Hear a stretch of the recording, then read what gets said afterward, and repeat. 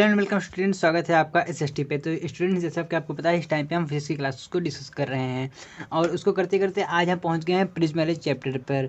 तो स्टूडेंट्स, अगर आप इस चैनल पर नए हैं तो आपको सब्सक्राइब करना है और अगर आपको ये वीडियो अच्छा लगे तो आपको लाइक करना है। अपने दोस्तों के साथ इसे शेयर जरूर कीजिएगा। आइए देख लेते हैं हम आज का टॉपिक, जो कि बहुत ही इंपॉर्टेंट होने वाला है। तो स्टूडेंट्स, जल्दी से अपने कानों में ईयरफोन लगा लीजिए, जिससे आपकी जो वॉइस क्वालिटी है वो बेटर हो जाए और आपको वीडियो 240p में देखना है। ठीक है स्टूडेंट्स, उससे क्या होगा, वीडियो की थोड़ी क्वालिटी भी बढ़ जाएगी। हम अपनी तरफ से कोशिश करते हैं कि क्वालिटी थोड़ी सी अच्छी हो जाए, तो आप भी अपनी तरफ से बढ़ा लीजिए। तो हम सबसे पहले देखते हैं हमारा जो पॉइंट है वो क्या है, प्रिज्म। प्रिज्म क्या होता है इसको हम देख लेते हैं। ये देखिए, जो आपको फिगर दिख रहा है, पहले इस फिगर के माध्यम से हम समझेंगे, उसके बाद सारी चीज़ों को हम रिटर्न देखने वाले हैं। तो देखिए, ये क्या है, यह एक प्रकार का पारदर्शी माध्यम है। ये क्या है, ये पारदर्शी माध्यम है और ये समतल है। यह समतल है, ये आपका जो है ये समतल है। ठीक है, तो क्या होता है कि ऐसा कोण देखिए, क्या कोण पर झुके हुए किसी समतल पारदर्शी माध्यम, किसी समतल, एक ये देखिए, ये समतल है, ये पारदर्शी माध्यम है जो किसी कोण पर झुका हुआ। ये जो समतल है यह एक कोण पर झुका, इसके पीछे भी देखिए ऐसी आई है डैश डैश लाइन। तो ये क्या होता है, यह पूरी तरह झुका हुआ होता है। तो क्या होता है कि प्रिज्म किसी समान पारदर्शी माध्यम की उस आकृति को कहते हैं जो किसी कोण पर झुके हुए दो पृष्ठों से घिरा होता है। ठीक है, यह दो पृष्ठों से एक घिरा हुआ होता है। आप इस फिगर को अच्छे से देख लीजिए। इसके बाद इसमें जो कुछ होती हैं परिभाषाएं, उन सारी चीज़ों को हम देखने वाले हैं रिटर्न तरीके से। तो आइए स्टूडेंट्स, हम उसको देख लेते हैं। तो स्टूडेंट्स, हमारा जो पहला टॉपिक होने वाला है वह है अपवर्तक पृष्ठ। इस बार मैंने सारी चीज़ें एक बार उसको लिख रखा है, तो आइए हम इसको हमें क्या होगा, समझना होगा, जिससे ये थोड़ी वीडियो लॉन्ग नहीं बनेंगी और आपको जो आपका वो टाइम है वो वेस्ट भी नहीं होगा। तो आइए देखते हैं ये क्या है, अपवर्तक पृष्ठ। एक ऐसा समतल पृष्ठ, कैसा, एक ऐसा समतल पृष्ठ जिससे प्रकाश का अपवर्तन होता है, जिससे प्रकाश का अपवर्तन। आइए हम एक बार फिगर, ये जो आपको फिगर दिखाई दे रहा है, ये देखिए, ये एक समतल पृष्ठ है। ठीक है, ये एक समतल पृष्ठ है। अगर प्रकाश इधर से आएगी तो इस तल से टकराने के पश्चात या इधर या इधर ये कहीं न कहीं जाने वाली है। तो देखिए, हम क्या आपको बताना चाहते हैं कि एक ऐसा समतल पृष्ठ जिससे प्रकाश का अपवर्तन हो, जिससे प्रकाश का अपवर्तन होता है, वो आपका अपवर्तन पृष्ठ कहलाता है। इसके बाद क्या है, प्रिज्म कोण। प्रिज्म कोण, ठीक है, अपवर्तन पृष्ठों के मध्य बने जो कोण होता है, जो अपवर्तन होता है, उसके जो पृष्ठों के मध्य जो कोण बनता है उसे प्रिज्म कोण कहते हैं। और अगर हम एक आदर्श कोण की बात करें, एक मतलब भली भांति जो एकदम अच्छी तरीके से बनता है, उसकी बात करें तो 60 अंश होता है। ठीक है, 60 अंश एक आदर्श कोण का मान होता है। ये आपकी आदर्श कोण जो बनता है वो 60 अंश का होता है। अगला टॉपिक जो है वो है अपवर्तक कोर। आप इसको ध्यान रखिएगा, कोण और कोर में ये दोनों चीज़ें अलग अलग चीज़ें हैं। अपवर्तक कोर, तो अपवर्तक कोर क्या होता है, दोनों अपवर्तक पृष्ठों, जो आपका अपवर्तक पृष्ठ है, ये जो आपका फिगर दिखाई दे रहा है, दोनों अपवर्तक, ये जो आपका कोर है, ठीक है, ये कोर है, ये जहाँ पे मिलती हैं, ये मिलने से ये जो बनता है इसे अपवर्तक कोर कहते हैं। ये आपका अपवर्तक कोर है। ठीक है, ये देखिए, ये जो मिल रही है ये वाली लाइन, ये जो यहाँ मैंने खींचा हुआ है, ये आपकी अपवर्तक कोर गई। अब क्या है, प्रिज्म का आधार। प्रिज्म का आधार अपवर्तक कोर के सामने वाला, ये आपका अपवर्तक कोर है, ये वाला, ये वाली बीच वाली आपकी लाइन, ये बीच वाली लाइन आपकी अपवर्तक कोर है। तो अपवर्तक कोर के सामने वाले अर्थात ये वाला भाग, ये वाला देखिए, ये वाला जो भाग है ये क्या है, ये प्रिज्म का आधार है। ठीक है स्टूडेंट्स, ये आपके प्रिज्म का आधार हो गया। तो अपवर्तक कोर के सामने वाला पृष्ठ और प्रिज्म का आधार, ये प्रिज्म का आधार कहलाता है। अब आइए देख लेते हैं इसका जो अंतिम इसमें जो होने वाला है प्रिज्म में अंतिम टॉपिक, वो क्या है, मुख्य परिच्छेद। अब इसमें देखते हैं मुख्य परिच्छेद क्या होता है, अपवर्तक पृष्ठों की अभिलंबवत, अपवर्तक पृष्ठों की अभिलंबवत किसी तल के द्वारा काटे गए परिच्छेद को अभिलंबवत परिच्छेद कहते हैं। ठीक है, अब ये क्या होता है, ये वाला जो आपका भाग है, ये वाला जो भाग है यह आपका मुख्य परिच्छेद होता है। तो ठीक है स्टूडेंट्स, आपको शायद ये समझ में आ गया होगा, अगर नहीं आया तो आपने कमेंट्स कीजिएगा, हम वहाँ पर आपको रिप्लाई करेंगे, या जो भी उसका सोल्यूशन होगा हमको नेक्स्ट वीडियो में आपको जरूर बताने की कोशिश करेंगे। ये देखिए क्या होता है कि अपवर्तक पृष्ठों के अभिलंबोत किसी तल के द्वारा काटे गए परिच्छेद तथा जो ये परिच्छेद होता है इसी को मुख्य परिच्छेद कहते हैं। अब आइए इसके आगे हम देख लेते हैं कि प्रिज्म में प्रकाश का अपवर्तन कैसे होता है। तो स्टूडेंट्स अब हम देखने वाले हैं प्रिज्म में प्रकाश का अपवर्तन कैसे होता है, reflection of light through prism. ठीक है, तो प्रिज्म में अपवर्तन किस प्रकार होता है इसको हम देखने वाले हैं। तो आपको पता है कि हमारा जो सिखाने का साधारण सा तरीका वो क्या है, किसी फिगर द्वारा हम आपको बताते हैं। तो देखिए सबसे पहले हम एक फिगर बना लेते हैं। फिगर में ये हमारा प्रिज्म हो गया। प्रिज्म कुछ इस प्रकार सा होता है, अगर आप अपने मार्केट में जाएंगे खोजेंगे तो आपको मिल जाएगा आसानी से। तो देखिए ये हमारा प्रिज्म हो गया, और इसको हम अक्षर जैसा इसको कुछ हम मान लेते हैं। ठीक है स्टूडेंट्स, तो हम क्या मानते हैं, कोई प्रकाश किरण है, कोई प्रकाश किरण है कुछ इस प्रकार से इधर इस पे आके आपतित होती है। कहाँ पे, यहाँ पे ये आके आपतित होती है। आपतित होने के पश्चात यह इसके आगे, चूँकि ये प्रिज्म है तो इसके अंदर यह एक आभासी रूप से आगे की तरफ ही जाएगा, ये आगे की तरफ जाएगा। लेकिन इसकी कुछ जो वो संभावनाएं हैं वो कुछ इधर की तरफ भी हो सकते हैं। हो सकता है ये इधर आए, ये जाए इधर तरफ, तो हम इधर भी इसको हम मान लेते हैं, हो सकता है इधर जाए। या ऐसा हो सकता है इसमें अपवर्तन की, क्योंकि यहाँ हो रहा है अपवर्तन ना, तो अपवर्तन में जाता है नीचे की तरफ, तो हम यहाँ इसको भी हम मान लेते हैं, हो सकता है ये नीचे की तरफ जा रहा हो। अब सेम कंडीशन हम यहाँ देखते हैं, यहाँ भी हम देखते हैं। ये देखिए प्रकाश कुछ इस प्रकार से आई और इसमें इस प्रकार से गई। देखिए ऐसे आई प्रकाश और ऐसे चली गई। जब ये ऐसे अंदर की तरफ ये चली गई तो ये तो बाहर भी आएगी। ये जब बाहर की तरफ कुछ इस प्रकार से आएगी, ये देखिए प्रकाश ऐसे आई ऐसे चली गई।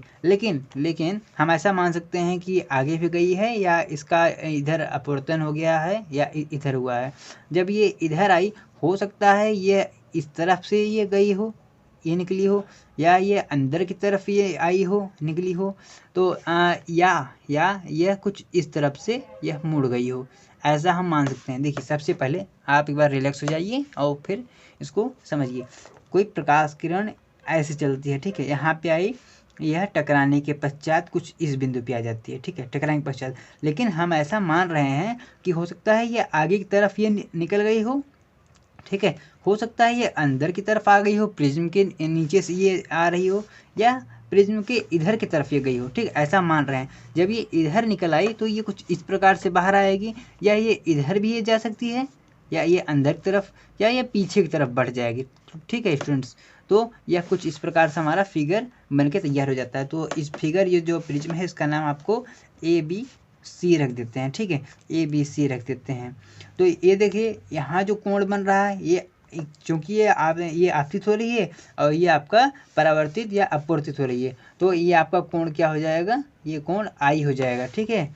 और यहाँ देखिए यहाँ भी सेम वही चीज़ है, तो यहाँ R हो जाएगा, यहाँ R, सॉरी माफ़ कीजिएगा, यहाँ भी I होगा, क्योंकि ये देखिए आपतित और परावर्तित, या आपके लिए या जो इसको आप अपवर्तन मान सकते हैं वो भी यहाँ हो रहा है, तो यहाँ I डैश होगा।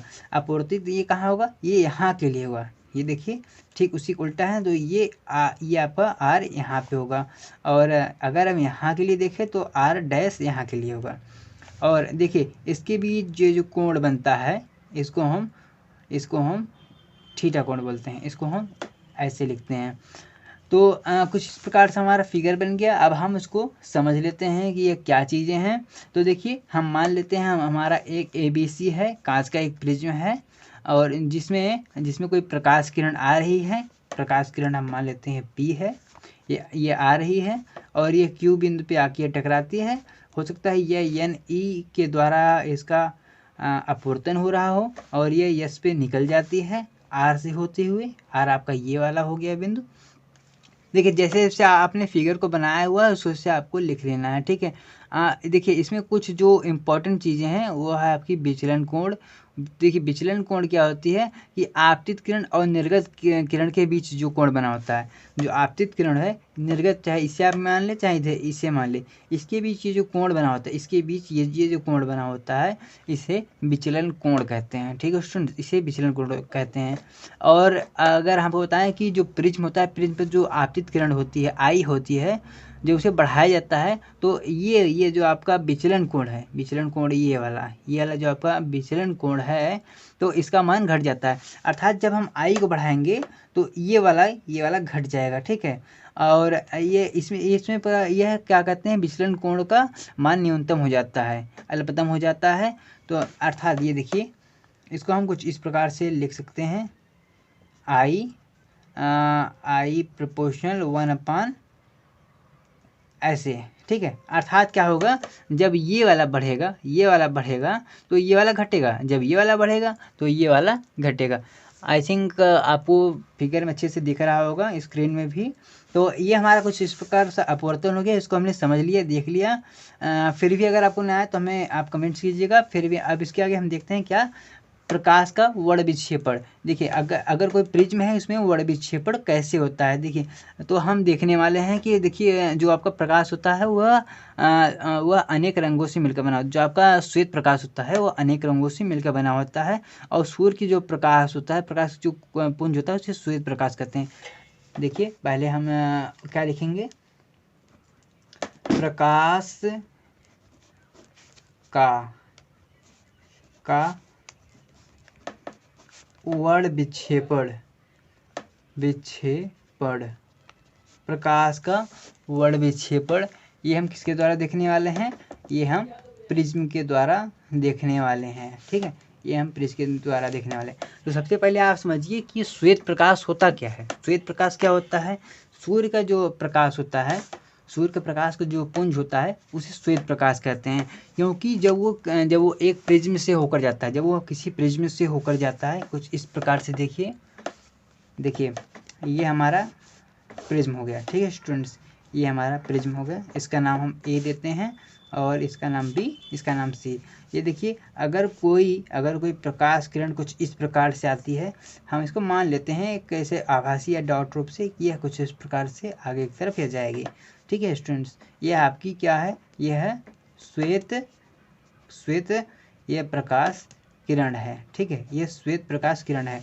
लेकिन हम क्या ऐसा पाते हैं कि यह कुछ इस प्रकार से ऐसे यह 7 रंगों में यह बट जाती है, यह 7 रंगों में बट जाती है, 1 2 3 4 5 6 और 1 7। तो ये 7 रंगों में ये बट जाती है। आपने आकाश में रेनबो तो देखा होगा, बस ये वही चीज़ है, यह कुछ इस प्रकार से 7 रंगों में बैठ जाती है। जिसको आपको याद रखना है, ये एग्ज़ाम के लिए काफ़ी इम्पोर्टेंट हो जाता है। तो देखिए आपको याद करने के मैं तरीके भी बता दूंगा। ये देखिए पहले आर आता है मतलब रेड, फिर ऑरेंज, फिर येलो रंग होता है, उसके बाद आपका ग्रीन होता है, फिर ब्लू होता है, और ये आई मतलब ये डार्क ब्लू होता है जो उसको हम जामुनी भी कहते हैं। फिर ये आपका वी अर्थात ये बैगनी भी होता है। ठीक है, इसको हम कैसे याद रखेंगे, इसको हम लिख सकते हैं विविगोर, इसको हम विविगोर नाम से भी याद करते हैं। देखिए अगर आपको हमें इसको हम एक साधारण भाषा में बताएं तो ऐसे इसको याद करते हैं, बैजनी, पी बैजनी है, पी नाला। देखिए इसे मैंने बनाया हुआ है, काफ़ी ज़्यादा आपको हेल्पफुल होगा आपके एग्जाम के पॉइंट ऑफ व्यू से। देखिए बै से क्या होगा, आप समझ गए होंगे कि ये बैगनी है, ये बैगनी हो जाएगा, ये बैगनी से। ठीक है, इसके बाद ये आपका नी से क्या होगा, नीला होगा। ये जैसे जामुनी, ठीक है, और नी से नीला, ये नी से नीला हो गया। ह से हरा हो गया, ह से हरा। पी से पीला हो गया, पी से पीला हो गया। और न से क्या होगा, न से नारंगी, इसे आप भगवा भी कहते हैं, नारंगी, और लाल से लाल, लाल, अर्थात इसको हम घटते क्रम में या इसको हम बढ़ते क्रम में, इसको हम नीचे से ऊपर की तरफ याद करते हैं। कैसे? इसको हम नीचे से ऊपर की तरफ, इसका क्या है? बैजनी है पी नाला, बैजनी पी नाला। आप इसको अच्छे से याद रख लीजिए, या अगर आप इसको इंग्लिश में याद करना चाहते हैं तो इसे याद कीजिए विभग्योर, विभग्योर, ठीक है। विभग्योर नाम से आप इसको याद कर सकते हैं कुछ इस प्रकार से, विभग्योर, ठीक है। तो आप इसको ऐसे याद कर सकते हैं, या बैनिया पी नाला के नाम से आप इसको याद कर सकते हैं। और अगर इसमें कुछ आपको इंपॉर्टेंट बता दें, वो क्या होता है, जो आपका लाल रंग का प्रकाश का होता है, क्या कहते हैं, विचलन होता है ना, वो सबसे कम होता है। और जो बैगनी होता है, जो आपका ये बैगनी होता है, इसका सबसे अधिक विचलन होता है, प्रकाश प्रकीर्णन अधिक होता है। इसी कारण हमें आकाश नीला भी दिखाई देता है, जिसको हम आगे देखने वाले हैं। तो सबसे पहले हम समझते हैं कि प्रकाश का वर्ण प्रकीर्णन क्या होता है। क्या प्रकाश का ये प्रकीर्णन जो भी हम देख रहे हैं, ये होता क्या है। तो हम सबसे पहले देखते हैं क्या, कि जो श्वेत प्रकाश होते हैं, श्वेत प्रकाश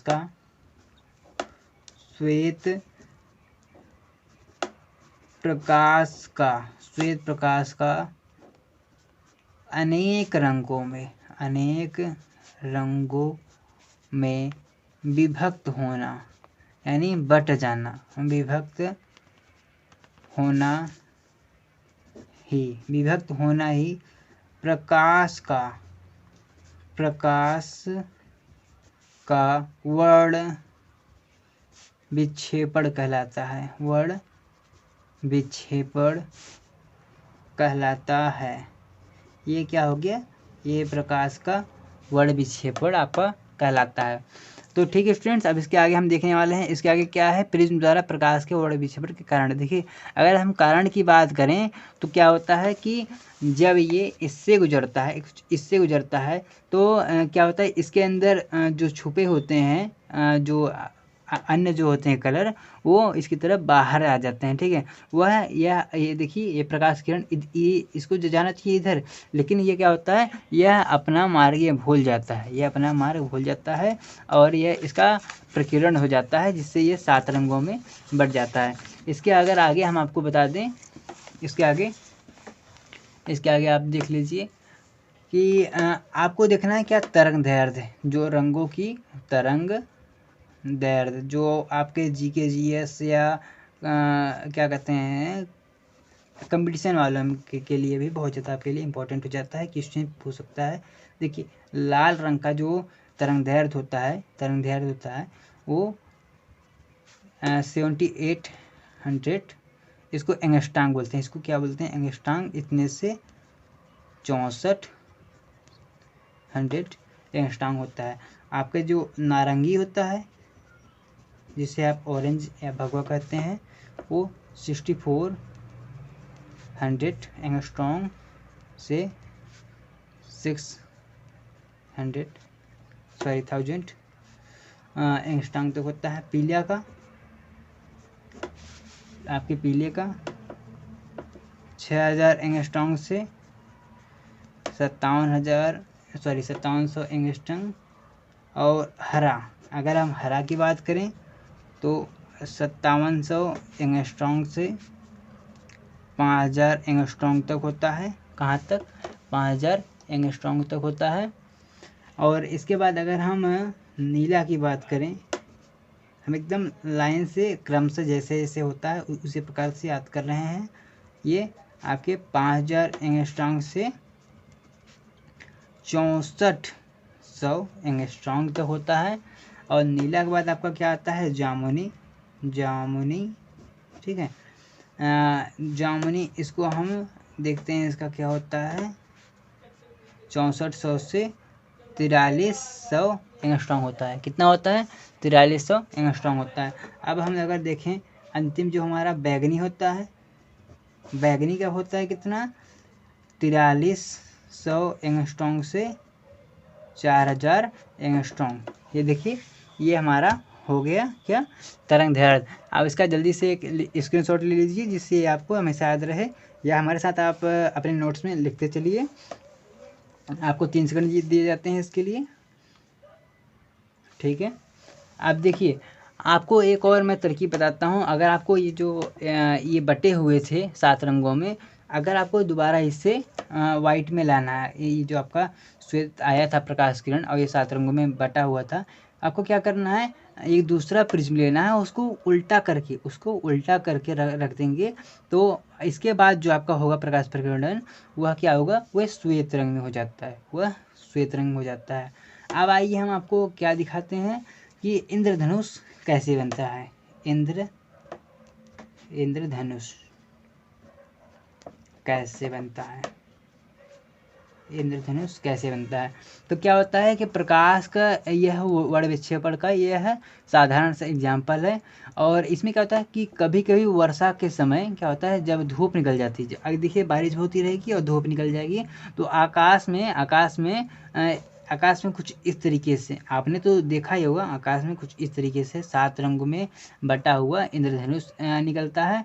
और ये जो होती है, ये जो निकलता है, इसे इंद्रधनुष कहते हैं। इसका कारण क्या होता है कि वर्षा के जो बूंद होते हैं वो बादलों में टिके होते हैं, और सूर्य के प्रकाश की किरण है, सूर्य का जो प्रकाश किरण होता है वह क्या होता है, वह बादलों पे जाता है। वो जब बादलों पे जाएगा तो उसका क्या होगा, प्रकाश का प्रकीर्णन होता है, जिसके कारण हमें यह इंद्रधनुष दिखाई देता है। ठीक है स्टूडेंट्स, मैं आपको एक सिंपल सी एग्जाम्पल में बताता हूँ। जब कभी वर्षा होती है, आप देखिएगा, वर्षा के टाइम पे जो सूर्य का प्रकाश होता है वो जो बादलों पे जाएगा,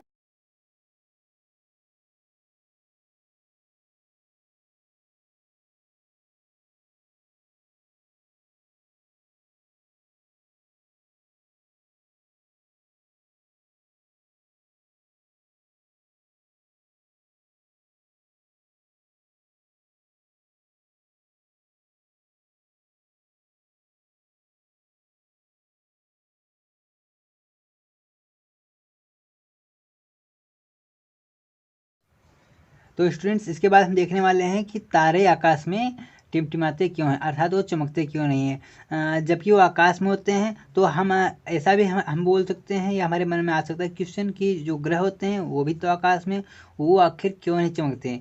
और इसके बाद सूर्य उदय के टाइम आपने देखा होगा, जो आकाश होता है वो पूरा लाल हो जाता है। तो इन सारी चीज़ों को हम समझने वाले हैं, ये सारी चीज़ें हम आपको शॉर्ट वीडियो में इन सारी चीज़ों को हम बताने वाले हैं। और चूँकि वीडियो बहुत लॉन्ग हो गया है, तो अगर आपको शॉर्ट में समझना है तो देख लीजिए, जो तारे होते हैं मतलब हमारी पृथ्वी से वो बहुत ज़्यादा दूर होते हैं, बहुत ज़्यादा दूर होते हैं, जिसके कारण उसका जो प्रकाश होता है वह पृथ्वी तक आने में उसको बहुत ज़्यादा समय लगता है। और आकाश में बहुत सारे धूल कण होते हैं, जिसके कारण उसका प्रकाश का प्रकीर्णन होता है, और वो हमें ऐसे चमकते हुए दिखाई देते हैं। अब अगर आप देखें कि बात आए कि ग्रह क्यों नहीं वो चमकते हैं, तो क्या है कि जो ग्रह हैं वो तारों के मुकाबले में वो बहुत ही नज़दीक हैं। उनका जो प्रकाश है, अर्थात उनके पास जो प्रकाश होता है वह थोड़ा जल्दी आ जाता है। अब अगर हम देखें कि सूर्य उदय और सूर्य अस्त के समय क्या होता है, सेम यही प्रोसेस है कि सूर्य के अंदर जो वो होता है लाल कलर वाला, जो होता है रेड वाला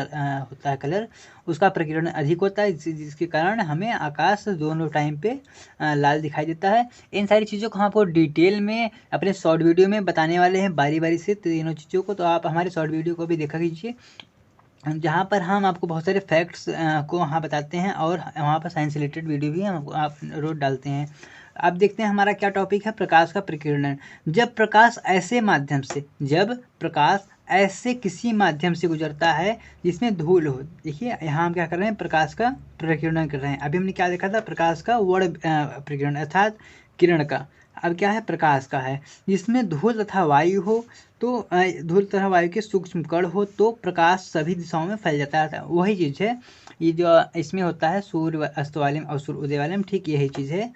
इसमें क्या होता है, तो प्रकाश सभी दिशाओं में फैल जाता है। इसमें क्या होता है, ये लाल कलर वाला ये सारी दिशाओं में फैल जाता है, यही प्रकाश का प्रकीर्णन है। अगर इसके फॉर्मूले की बात करें, क्या होता है कि प्रकाश का ये प्रकीर्णन है अनुकरण पाती 1/λ, इसे हम लैम्डा कहते हैं, और जिसकी घात में 4 है, तो लैम्डा की घात में 4 है, और यह इसके प्रोपोर्शनल होता है।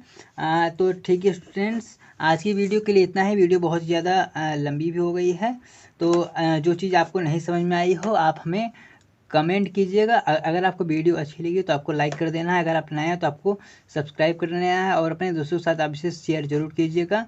आपको मिलते हैं नई वीडियो में, तब तक आप हंसते रहिए, मुस्कुराते रहिए।